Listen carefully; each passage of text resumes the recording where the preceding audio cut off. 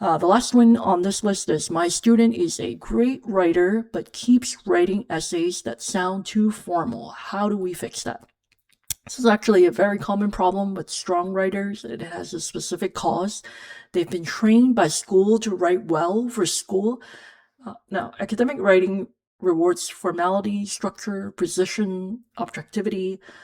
College essay writing rewards the opposite of all of those things. And the fix is almost always to go smaller and more specific. Because formal writing tends to operate at the level of generalization. My experience in debate taught me to consider multiple perspectives. Great writers who are over-formalizing their essays sound like that. Polished, articulate, and completely impersonal. The antidote is force specificity. Not debate taught me to consider multiple perspectives, but the moment I realized I had been arguing the wrong side for 6 minutes and had to reverse without losing the round.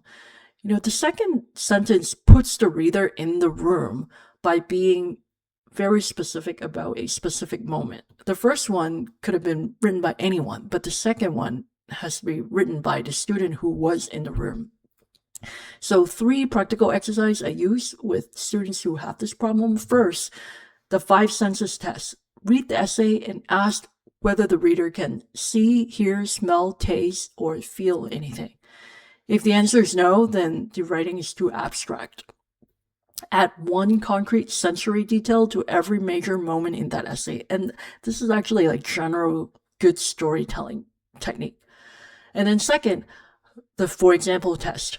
Every time the essay makes a general claim, follow it with for example, and force the student to give the specific instance behind it.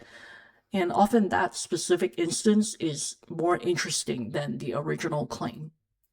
And then third, and most powerfully, record the student talking about the essay topic for 5 minutes, just talking, stream of consciousness. Then transcribe that recording. You could use AI to do that. The language a student uses when they're talking casually, the rhythm, the word choices, the tangents is almost always closer to their real voice than what they produce sitting at a keyboard trying to type and write well. So use that as raw material. All right, so we've overrun by 5 minutes, and that's the end of the question list that was submitted before the webinar. If you submitted a question in the chat that we didn't get to, I will get to you by emailing you, and also I will include questions that we didn't get to in our next webinar. Thank you for coming today. Thank you for your time. I appreciate it. And we'll talk soon.